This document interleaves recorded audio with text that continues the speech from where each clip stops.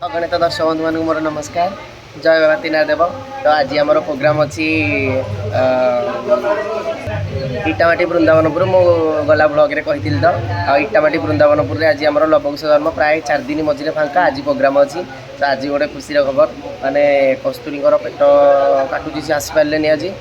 Bug भाई operation होता से आसपारे माने न आसपारे आमर राम जे बाना भाई माने चहल सृष्टि कर चारिड़े बाना भाई नाम जानले समस्ते जानीपारे आउ सीता वर्षा लुणी वर्षा दीदी आज बहीटा पूरा म्यूजिक रे आम बापुनी सारे कीबोर्ड ये चंडीप्रसाद पार्टी अच्छा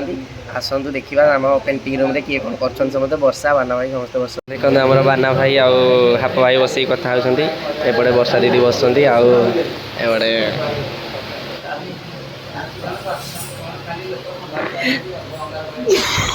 अरे बस आप भाई दुआर बंधाण को जावाई सब रेडी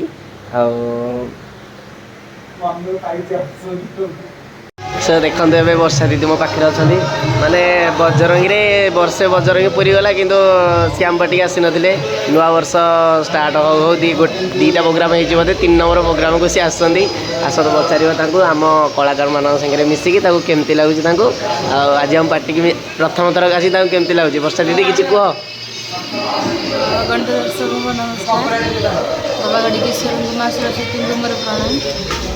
आज तो प्रोग्राम चलती आम इटामाटी मजुरिया बोली ग्राम लवक सेवा परिवेशन होत्रा बजरंगी बाटी तो आपण तो जानते सितुन भाई लोक मान बहुत परिचित कलाकार मान सागर मिसी मत बहुत खुशी लगुच अभिनय करने भी बहुत भल लगुच सितुन भाई के चैनल को लाइक करेंगे शेयर करेंगे कमेंट करेंगे देखते ये वर्षा दीदी आज कि सुंदर लगुंट भी गोटे माने नुआ ब्लॉगिंग चैनल से खोली प्राय 10-15 दिन तले वर्षा क्रिएशन मत जमी भल पाइबा दौरान भी सेमती भल पाइबा दिंतु सी कौन कर डेली रूटीन आपण पाखे पहुँचे पारे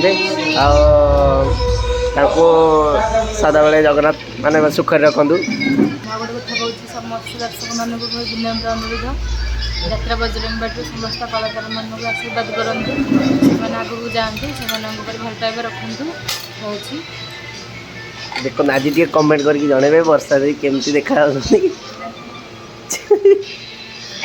आमर समस्त कलाकार मान तो खाइबार बिजी तो डेली राति आइले समस्ते खाइबार बिजी लखणी आई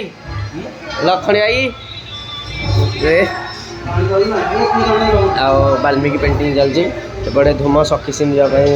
पिंधा पिंधि चलती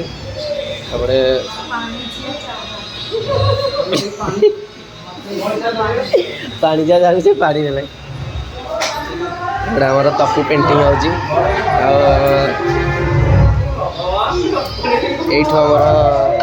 स्टेजटा केते बाट से आड़े बहुत बाट अभी टिके जूम कर जना पड़ा बाना भाई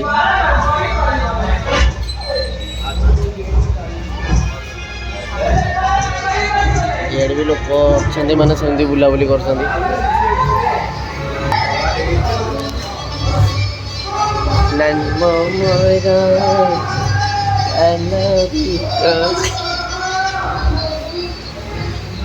रहीगल कहीं खाऊनु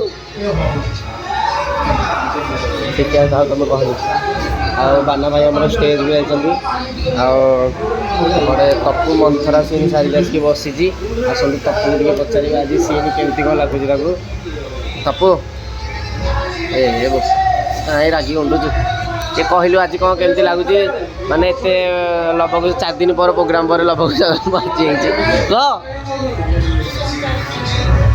स्टार्ट दर्शक बंधु मान नमस्कार। जोर नयागढ़ प्रोग्राम चलती मजुरिया बोलिए लवक जन्म चलती रज 2000 की आज 3 नंबर प्रोग्राम था हाँ 3 नंबर प्रोग्राम चलती लवक जन्म आज आम पाखे 2-2टा नुआ कलाकार वर्षा दीदी की बाना भाई कलाकार जेहतु बड़ कलाकार वर्षा दीदी गोटे लुणी सारे जानते समस्ते आ बाना गोपाली बड़ार ଯିଏକି ଜିନିଷ ଆଗରୁ କରିଥିଲେ ବାନା ଆମକୁ ଖୁସି ଲାଗୁଛି ବହୁତ ଭଲ ଲାଗୁଛି କିନ୍ତୁ ସାଉଣ୍ଡଟା ଆମର ଟିକେ ବାଗ ନାହିଁ ସେଥିପାଇଁ ଟିକେ ଭଲ ଲାଗୁନି ଆଉ ଟିକେ ମନ ଟିକେ ଉଣା ରହିଛି ସେଇଥିରେ ଆଉ ସେତିକି କହୁଛି ଭାଇ ଆମର ସିନ୍ ସାରିକି ପଳେଇ ଆସିଲେଣି ଆରେ ସାନୁ ଜମର ସିନ୍ ଏବେ ତାଙ୍କଠୁ ଆସନ୍ତୁ ଏପଟୁ ଲାଇଟ୍ ଟିକେ ପଳେଇ ଆସ ଭାଇ ଆଉ ପଚାରିବା ମାନେ ବଜରଙ୍ଗୀ ପାଟିରେ ତ ଆଗରୁ ଆସିଥିଲେ କେତେଥର ଆଉ ଆଜି ବର୍ଷା ମାନେ ପ୍ରଥମ ଥର ବାନା ଭାଇ ଦୁଇ ଜଣ ଆଗ ଏକାଠି 2ଟି ଷ୍ଟାର୍ ତାଙ୍କୁ ପଚାରିବା କେମିତି ଲାଗୁଛି ବାନା ଭାଇ କିଛି କୁହ। ନମସ୍କାର ଆଜି ତ ବର୍ତ୍ତମାନ ଇଟାମାଟି ନିକଟସ୍ଥ ବୃନ୍ଦାବନପୁର ହଁ ସର୍ବପ୍ରଥମେ ମୋର ତ ଜଗତରନାଥ ଜାଣିଛନ୍ତି ମୋର ଦର୍ଶକ ବନ୍ଧୁମାନେ ଜାଣିଛନ୍ତି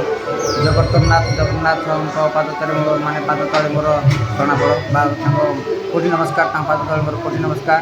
ଜୟ ଜଗନ୍ନାଥ ସ୍ୱାମୀ ଭଗବାନ ପଥ କାମୀ ଭବ ତୁମେ ଭବ। ଆଜି ଦର୍ଶକ ବନ୍ଧୁମାନେ